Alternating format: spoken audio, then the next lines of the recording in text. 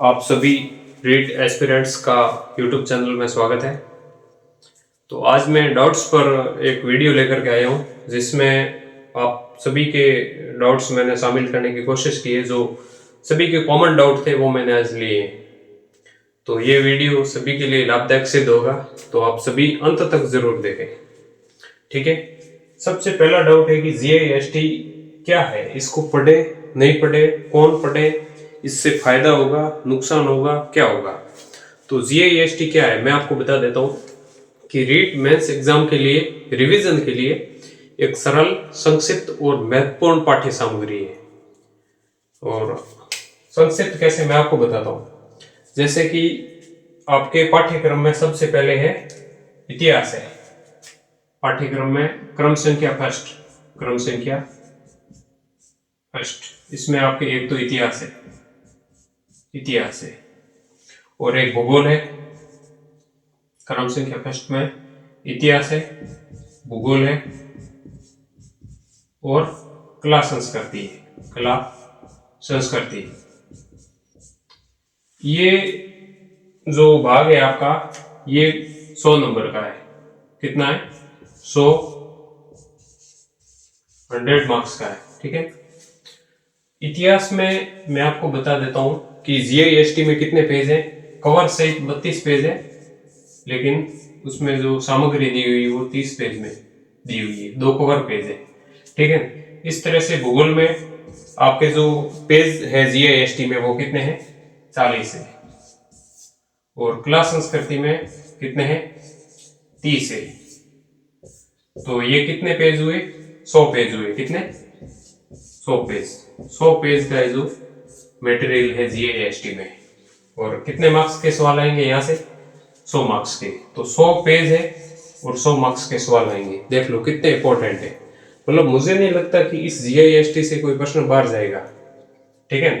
तो आप पढ़ोगे तो नुकसान नहीं होगा, फायदा ही होगा। और जिनका कोई कह रहा है कि मान लो हमारा 7-8 बार रिवीजन हो गया, पहली वाली पाठ्य सामग्री हम तो पढ़ रहे हैं, तो वो भी पढ़ सकते हो, कोई दिक्कत वाली बात नहीं है ना। लेकिन ज्यादा लाभदायक उनके लिए है जिनका एक आध बार ठीक ठाक रिवीजन हुआ है, मतलब ढंग से हुआ है नहीं, उनके लिए तो ज्यादा लाभदायक है। और जो जिसका 7-8 बार रिवीजन हो गया, अच्छे से सारा याद है, उनके लिए भी फायदेमंद तो है। फायदेमंद तो उनके लिए, क्योंकि 100 पेज है जो आप है जो एक दिन में इजीली पढ़ सकते हो। कितने? एक दिन में पढ़ लोगे तो आपका नुकसान क्या है? पूरा 100 नंबर का जो पाठ्यक्रम है जो आपके रिवाइज हो रहा है। फिर इसके आगे जो है आपके है जीके। कौन सा? प्रतीक चिन्ह वाला। ये क्रम संख्या 2 पर है सिलेबस में। आप सिलेबस देखना, क्रम संख्या 2 पर एक जीके है, प्रतीक चिन्ह और वो महत्वपूर्ण अनुसंधान केंद्र वगैरह। इसमें और क्या है? इसमें और आपके दिया हुआ है वो, हाँ, शैक्षिक परिदृश्य। क्या है? शैक्षिक परिदृश्य। और क्या दिया हुआ है इसमें करंट दिया हुआ है, करंट। ठीक है। तो जीआईएसटी की एक बुकलेट है ये, उसमें जीके है, शैक्षिक परिदृश्य है, सॉरी हाँ, ये भाग कितने नंबर का है? ये भाग है 80 नंबर का। 100 नंबर का ये था और 80 नंबर का ये है। ठीक है। लेवल फर्स्ट की बात कर रहा हूँ। और L2 के लिए शायद ये 60 नंबर का मेरे हिसाब से। ठीक है। तो उस पीडीएफ में जीके है, शैक्षिक परिदृश्य दिया हुआ, करंट उसमें अभी आया है नहीं, करंट भी आएगा। ठीक है। इसके अलावा है जो साइकोलॉजी है, साइकोलॉजी। और एक है आईसीटी आता है 10 नंबर का आता है, और साइकोलॉजी 20 नंबर। और ये करंट है जो लगभग 20 नंबर का आता है। तो 80 में से 20 निकाल दो तो 60 नंबर का, ये दोनों मिला करके 60 और 20, 80 और 10, 90 नंबर का जो कंटेंट है जो जीआईएसटी में दिया हुआ है। वो पीडीएफ आई है ना जीआईएसटी की। ठीक है। तो उसमें जो ये कंटेंट दिया हुआ है, ये कितने नंबर का दिया हुआ है? 90 नंबर का। और उस पीडीएफ में 99 पेज की पीडीएफ है, 99 पेज की। लेकिन उसमें आप कंटेंट देखोगे, इंडेक्स और आगे और पीछे के कवर पेज हटाओगे तो 95 पेज है। 95 पेज में कंटेंट है और आपके 90 नंबर कवर हो रहे हैं। 95 पेज में 90 नंबर कवर हो रहे हैं। कितना इंपॉर्टेंट है। और लगभग आपने कहीं से भी शैक्षिक परिदृश्य पढ़ा होगा ना, तो कमजोरी मतलब इतना अच्छे से नहीं हुआ होगा। लेकिन आप कलम जीएएसटी में देखना, बहुत ही शानदार और शॉर्ट में दिया हुआ है, और एक ही बार पढ़ने से आपको यहाँ से अच्छे से समझ आ जाएगा, और यहाँ से सवाल बाहर जाएगा नहीं। ठीक है। और इसके अलावा मतलब ये तो देखो 100 नंबर का ये और 90 नंबर का ये, 190 नंबर का आपके जो ये जीएसटी से कवर हो रहा है। ये मैंने सारे टेलीग्राम चैनल पे इनकी जो पीडीएफ है वो भेज दी है। अब कई लोग कमेंट कर रहे हैं कि सर पीडीएफ कहाँ है, हमें मतलब चैनल नहीं मिल रहा, ये नहीं मिल रहा। तो मैं आपको बता देता हूँ, ये इसकी लिंक है मेरे ग्रुप की, REET level 1 2025, REET level 1 2025। Telegram पर जाकर सर्च बॉक्स में ये लिखना है, ग्रुप आ जाएगा, है ना, उसमें आप ज्वाइन हो जाना। उसमें मैंने जो ये पीडीएफ डाल दी है।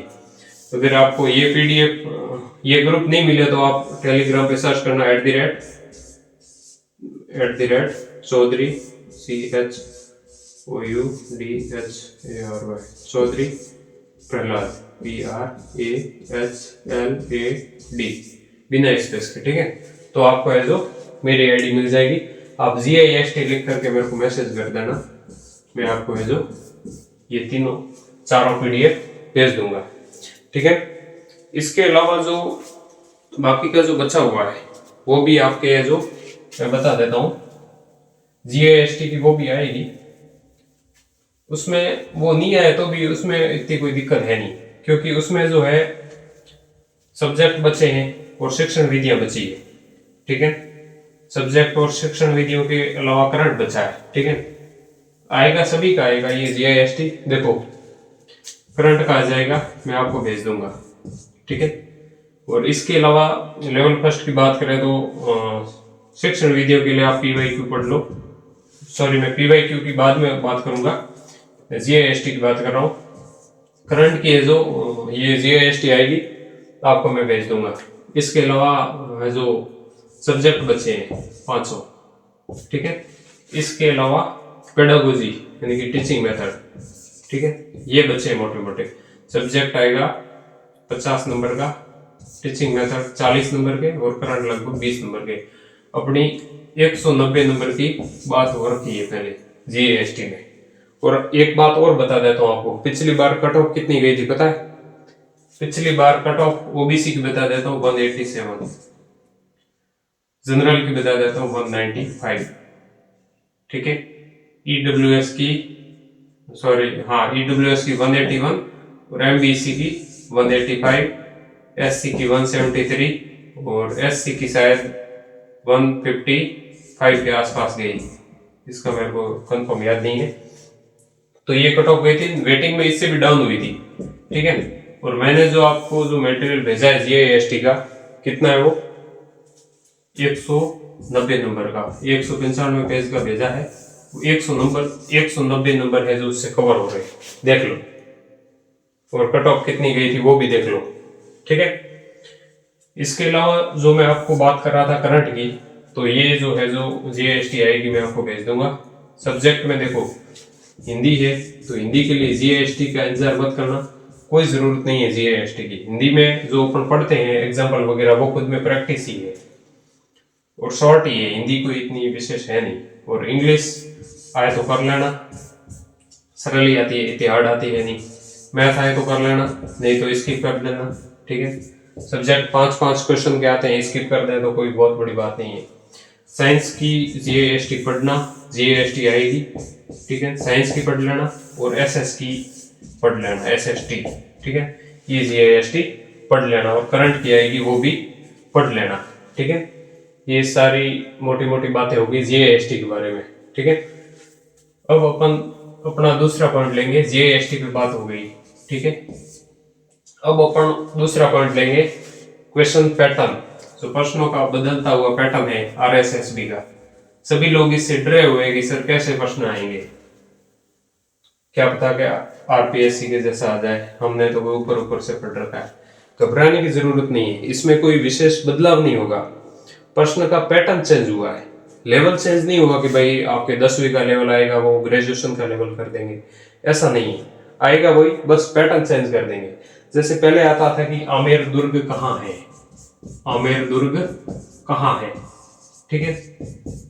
और ऑप्शन आते थे जयपुर, ठीक है, जोधपुर, जालोर, कोटा, सीधा प्रश्न आता था, ठीक है। इसमें कुछ सोचने विचारने वाली बात है नहीं, सीधी अभ्यर्थी कर देते थे जयपुर, ठीक है। अब थोड़ा सा इसमें पैटर्न चेंज होगा। पैटर्न कैसे होगा, निम्न में से कौन सा असंगत है, कौन सा असंगत है, कौन सा असंगत है, मतलब कौन सा सही मिलान किया हुआ नहीं है, ठीक है। ये में आ गया मान लो आमेर दुर्ग, आमेर दुर्ग, जयपुर, ठीक है। बी में आ गया बटनेर, बटनेर दुर्ग, बटनेर दुर्ग, हनुमानगढ़, हनुमानगढ़। सी में आ गया, सी में मान लो आ गया कुंभलगढ़ दुर्ग, कौन सा, कुंभलगढ़, कुंभलगढ़ दुर्ग, उदयपुर।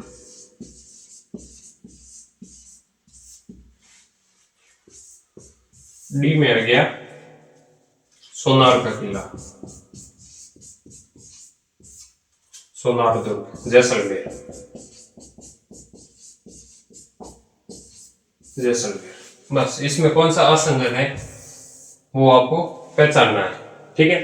ये है मतलब थोड़ा सोच विचार करने की बात है। इसमें आपको जैसे ये भी आ रहा है, ये भी आ रहा है और ये दोनों नहीं आ रहे तो मतलब कंफ्यूजन हो जाएगा कि इसमें सही कौन सा है, ठीक है। इसमें चारों आपको आने जरूरी है ना।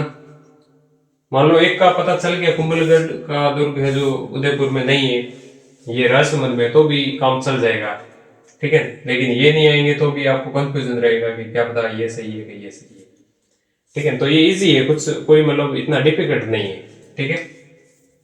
इसके अलावा निम्न में से कौन सा कथन सही नहीं है, जैसे महाराणा कुंभा के बारे में एक क्वेश्चन मान लो दे दिया, ठीक है। कुंभा ने कौन कौन से ग्रंथ की रचना की थी उस पर मान लो कोई एक क्वेश्चन दे दिया, ठीक है। कुंभा द्वारा रचित ग्रंथ, ठीक है, कौन सा नहीं है, कुंभा द्वारा रचित ग्रंथ, रचित ग्रंथ नहीं है, नहीं है, ठीक है। इसमें फिर ऑप्शन दे दिए कि संगीत राज, संगीत राज, संगीत मीमांसा,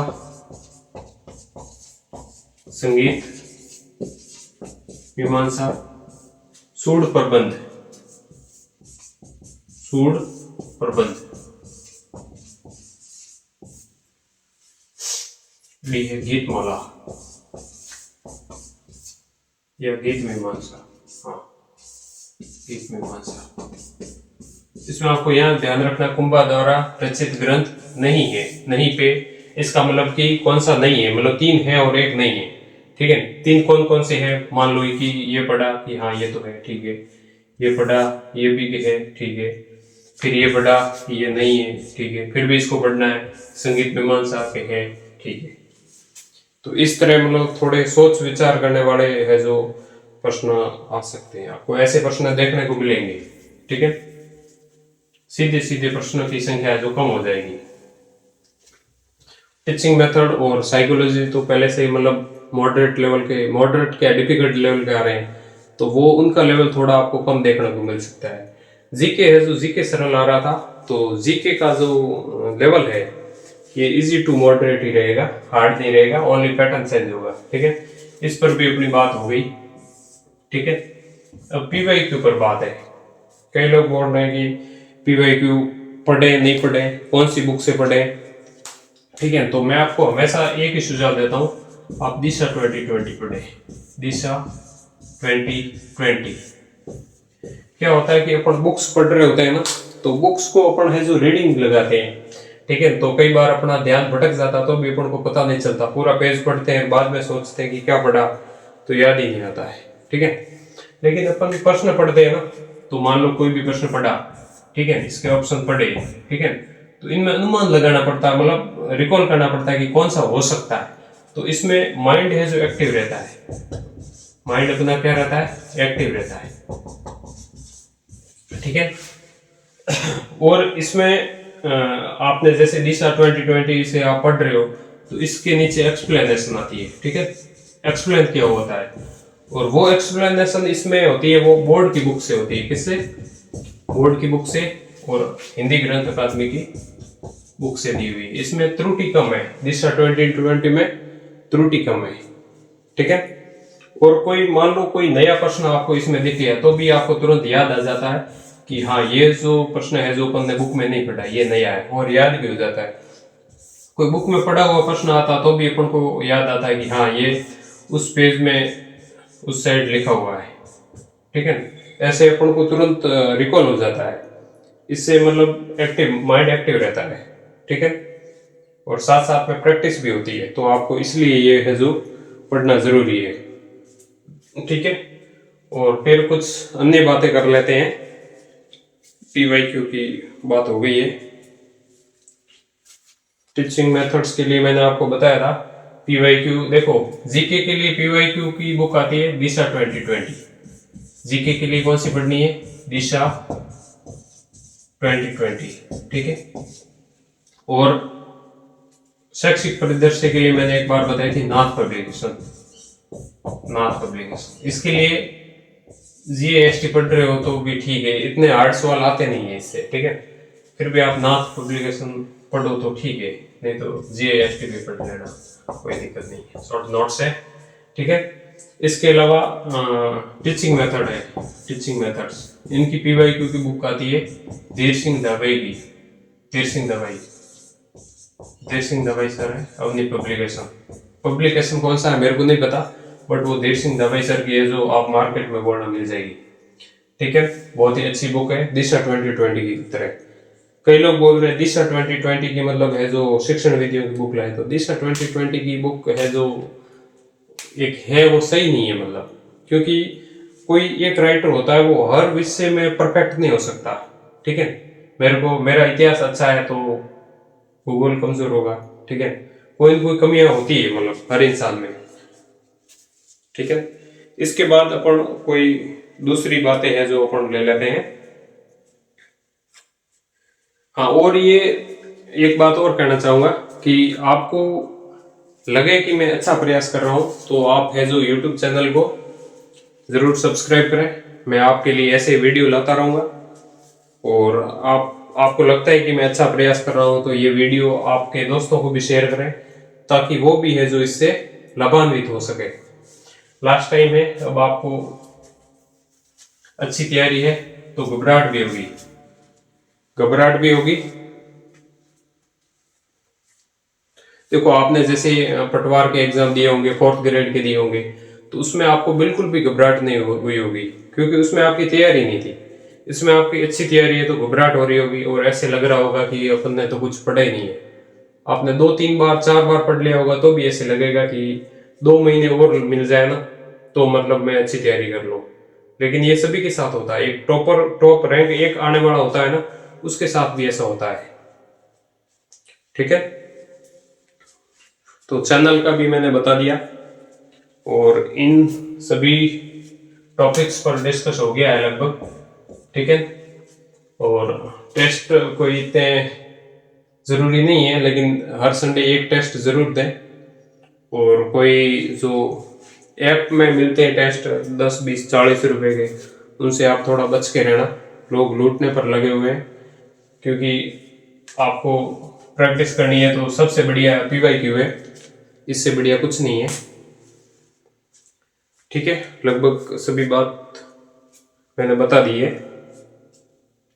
और कोई आपको अगर बताएं कि सीटें कम है, सिलेक्शन कैसे होगा, इतने लोग हैं, तो ऐसे लोगों से भी आप लास्ट टाइम दूर रहें, ठीक है।